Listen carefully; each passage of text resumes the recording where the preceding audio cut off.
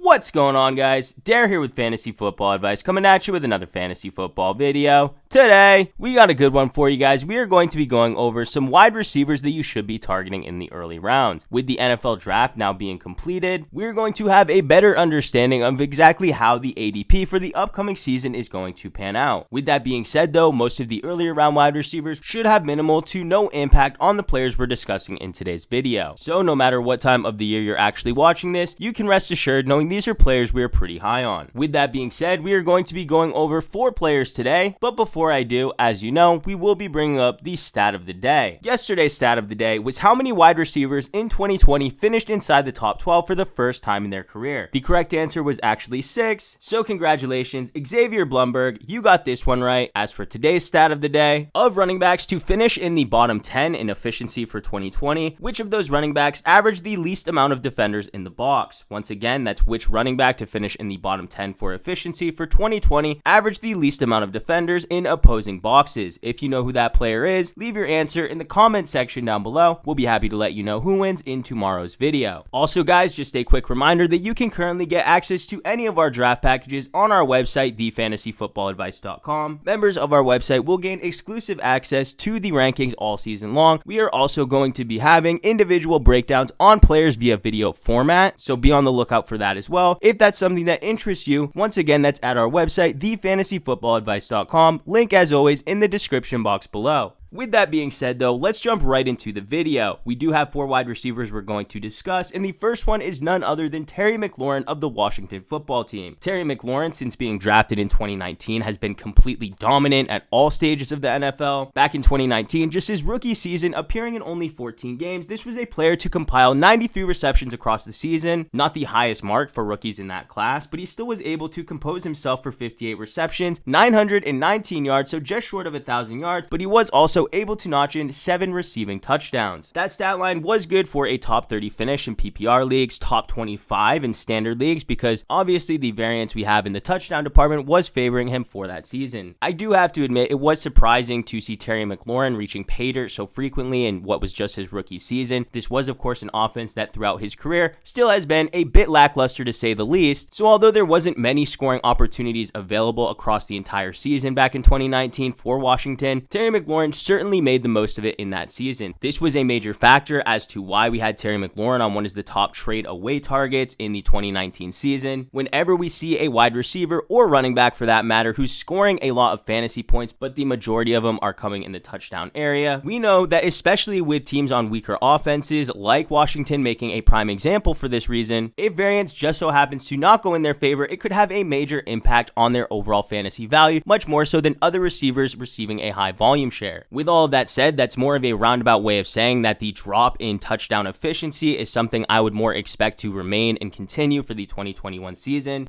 Remember, in the 2020 season, where his overall volume went up from 93 targets in 2019 to 134 targets, the receiving touchdowns dropped all the way down from 7 to 4. Clearly a massive drop-off in the touchdown department, and while there are hopes that the Washington football team can have much better success at the quarterback position for 2021, we still can't head into the 2021 season just assuming that will be a fact. Regardless though, you can rest assured that Terry McLaurin did play at his floor for the 2020 season. While there is a possibility of his target market share decreasing, overall the Washington football team didn't bring in massive names in free agency, although they definitely had the finances to do so. They did sign Curtis Samuel as the major weapon in the passing game. Also the possibility of addition by subtraction by bringing in Ryan Fitzpatrick. While it is a bit head scratching that Ryan Fitzpatrick is on a team that values taking care of the football and eliminating careless mistakes, which does make it a bit surprising because let's face it, Ryan Fitzpatrick throughout his career has been a bit careless with the ball. That's not the only stat that we have on Ryan Fitzpatrick though. We do know that he does hyper target the wide receiver position, and with a team that's a bit lacking in other areas on the offensive roster, then you better believe Ryan Fitzpatrick will have faith in trusting the wide receiver position, an area that's actually one of their strengths. So with all that being said, we definitely see Terry McLaurin's production for 2020 at least maintaining and having a strong chance to actually improve. Curtis Samuel, a strong contender to help move the ball downfield, a versatile player they can line up in in all different areas, and with the running back position and offensive line position trending up as well, there is a strong chance for offensive improvement for Washington in 2021. Logan Thomas, Antonio Gibson, all players that throughout the season did step up at one point or another, are all going to be heading into 2021 completely healthy and ready to step it to the next level. With a creative quarterback like Ryan Fitzpatrick, there is an easy case for improvement to be made for Terry McLaurin, who already has been virtually playing at his floor, scoring a mere 4 receiving touchdowns across the entire season. Considering he's already a high volume wide receiver, you don't have to worry about the game-to-game fluctuation in his fantasy points, so these receiving touchdowns only bring in possible upside because you know you're going to be covered no matter what. Alright guys, we're moving into the next player, which shouldn't be too much of a surprise. This is a player we've been very vocal about liking, even dating back to last season, but he definitely proved anyone that doubted him wrong. This is Justin Jefferson of the Minnesota Vikings. In 2020, which was just his rookie season, Justin Jefferson posted phenomenal numbers. We're talking 1,400 receiving yards. This was on 125 targets, but only 88 receptions. This clearly does show his big playability that he brings to the table each and every week, so you know he's not going to be the type of player to be reliant on high volume in order to perform. That's also not to say that there isn't a chance for a potential increase in volume. We can't rule that out, especially with the way that Adam Thielen has been trending down in this offense with the ascension of Justin Jefferson, who from a volume perspective already was outpacing Adam Thielen for the entire season. Adam Thielen himself did actually finish higher from a fantasy perspective, finishing inside the top 10 regardless of format, but that was on a mere 108 targets, converting 74 of those to receptions for 925 yards, but the kicker was he finished with 14 receiving touchdowns. Now ultimately, when it comes down to the type of production that we're looking for from our wide receivers, I personally value the safety and volume over the upside in the touchdown area, because we know season over season, touchdowns can be fluky, but when it comes to volume, that is one of the key indicators when it comes to putting up fantasy points. If I were to tell you that a player was going to receive 115 targets, that would give you an idea of about how many fantasy points you could expect, but the fact of the matter is a large portion of that fantasy value is going to come down to how many receiving touchdowns they get. With Adam Thielen being a player who's been trending down over each of the past 2 seasons, also aging to say the least, Justin Jefferson, who looked like an absolute beast in his first season in the NFL, should have no problem meeting and possibly exceeding the volume numbers he was putting together for the 2020 season. Unfortunately, I can't really say the same about Adam Thielen, not even from volume, and definitely not in the area of touchdown efficiency. Very few receivers who finish in that 100 target range seldom finish with double-digit touchdowns, a feat that was actually accomplished by Adam Thielen in 2020, but is unlikely to replicate itself for the 2021 season as we continue to see the ascension of Justin Jefferson and the likely decline of an elder Adam Thielen. Now, it's not to say that Adam Thielen is too busted to possibly exceed our expectation, and if anything were to happen to Justin Jefferson and Adam Thielen was the only wide receiver in town once again, then yes, I would be much higher on Adam Thielen, but at this point in the offseason, we have nothing to indicate otherwise. I know a lot of you may be wondering why it's even important to bring up Adam Thielen. Of course, 2 wide receivers can stay successful and remain successful in an offense if powerful enough, and Minnesota clearly one of those types of offense as proved in last season, but considering this is a team that in recent years has highly valued a strong run game led by Dalvin Cook, also a team that has had limited volume at times in the passing game overall to go around, the impact and success of one player lining up on the opposite side of the field is going to impact the player in question. Obviously, if Justin Jefferson was the only wide receiver in town, that would of course bring more safety into his floor, but having talented players like Dalvin Cook, Irv Smith, who is expected to take a possible breakout himself, these additional options in the passing game should help create more scoring opportunities overall for Justin Jefferson. As it stands today, we do have Justin Jefferson ranked inside the top 12, which is actually a small draft day discount considering he finished in the top 6 in 2020. Considering there is also a chance for him to possibly exceed what he was able to do in his rookie season, he makes one of the better picks we have in the earlier rounds at wide receiver, but let's get into the next player. The next early round wide receiver target we have is Amari Cooper of the Dallas Cowboys. We've been very vocal about our enamor with Dallas Cowboys receivers for the past few seasons. We've had Michael Gallup, who stepped up at time.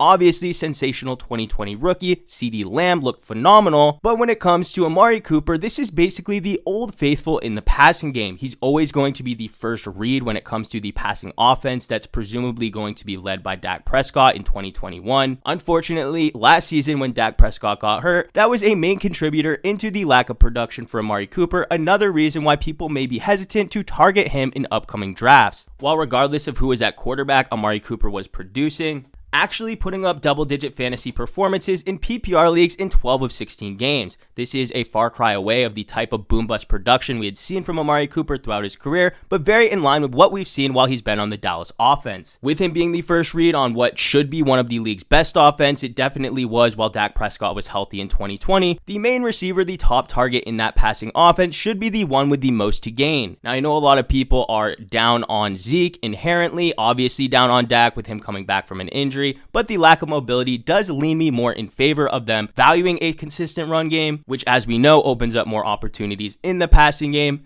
And any lack of mobility is going to force Dak Prescott to play a bit more of a pocket passer role. With him not easily able to extend plays and look to target other receivers when the play breaks down, Amari Cooper may be his first and only option at times, which does provide you a level of safety that you may not have had with Amari Cooper in previous seasons. A level of safety is not even something you really need when targeting Amari Cooper. I think his ADP and draft day price tag is more than fair. Right now, he's coming in as the 17th wide receiver off the board, which in a year without Dak Prescott for most of the year, Andy Dalton or worse throwing him the ball, Amari Cooper was able to compile the 15th most fantasy points at the wide receiver position. Now, this was a season in which a player like Odell Beckham, who has the potential to crack that top 20, also a player like Michael Thomas, who was injured for most of the season as well, just didn't have the ability to compete with the other wide receivers. So there is a chance Amari Cooper on a per game basis does see a bit of a decline. But if you were to ask me, the more likely scenario is a safe floor wide receiver with much higher upside than we're used to. The Dallas Cowboys defense remains a bit suspect. CeeDee Lamb projected to take a step forward. Michael Gallup also being one of the better wide receivers you could ask to be third in line for any depth chart in an offensive passing scheme. And with players like Blake Jarwin and Dalton Schultz expecting to make their returns for the 2021 season, this team should be no short of any passing weapons. That is obviously going to put an insane amount of pressure on Dak Prescott to remain healthy, but we saw even in the absence of Dak Prescott, Amari Cooper was still able to put in a top 15 finish, which speaks wonders to exactly the type of safety he brings in the upcoming year. Alright guys, we do have one final player to add in this list of early round wide receivers we love targeting. Each wide receiver in this video is slated to be a starter, whether that be a wide receiver 1 or wide receiver 2 by projection, but each one of them undoubtedly is going to be very fantasy viable come draft day. The fourth and final wide receiver we have in today's video is none other than Robert Woods, who when I did include him in another video earlier this season, a lot of people seem to be a bit down on. My best guess as to why there would be a specific percentage of people that do feel that way about Robert Woods has to come down to the stigma of these high volume wide receivers, players that may be producing in a Jarvis Landry-esque type of role that don't quite have the highlight reel type performances of other high-end wide receivers. I've heard people make the notion that Robert Woods isn't the type of player to make it on championship rosters, and while I believe that if you're facing the best team to put up massive points, Robert Woods probably isn't the guy that you'd want in your wide receiver 1 spot. Maybe you'd have a better wide receiver 2 than Woods, so he would be competing for the flex, but there is some value in safety. So what I say to the people that think Robert Woods can't be on a championship roster, in my personal opinion, he may not be the reason you win in the championships or win in the playoffs, but he's definitely not going to be the reason you lose. Whenever you have a habitual top 25 wide receiver who has a career high of 6 receiving touchdowns, you know there isn't going to be much fluctuation when it comes to how they get the production on the field. We know that is a clear indicator that it's done through a massive amount of volume and receptions, and that's exactly the type of role we can expect from Robert Woods and can continue to expect for 2021. I mean, we gotta give him some credit. Over the past 3 seasons in the LA Rams offense, he's finished as the wide receiver 11th, 13th, and 14th, never falling below 129 plus targets in any season, with a 3-year low of 86 receptions. With Matthew Stafford slated to be the starter for the Rams for the 2021 season, that does also bring in an additional level of upside. We know that the arm talent alone is going to be a massive upgrade when transitioning from Jared Goff over to a player like Stafford, and with the success we've seen from this coaching staff, mainly Sean McVay from an offensive standpoint, there are many reasons to believe Matthew Stafford can capitalize on the upgrade in coaching. When it comes to just sheer upside though, if I were to be targeting a player that brings that to the table, I would probably be targeting a player like Cooper Kupp over Robert Woods, but if I'm valuing safety in the early rounds, as we always do each year, Robert Woods is 100% always going to be on my radar. Currently, Robert Woods is coming off the board as the 20th best receiver. We have him ranked as the 14th best receiver, so a premier wide receiver to be starting behind one of your higher upside guys, a guy we would certainly love to have as a wide receiver 2. We clearly see him as a high-end wide receiver 2, so for that, you're already getting in what's just the first few rounds of fantasy drafts an amazing value. But guys, that's going to do it for this video. We really hoped you enjoyed. If you did, how about hitting that like button? If you're new to the channel, please hit that subscribe button. We thank you all for watching, and we'll catch you on the next one.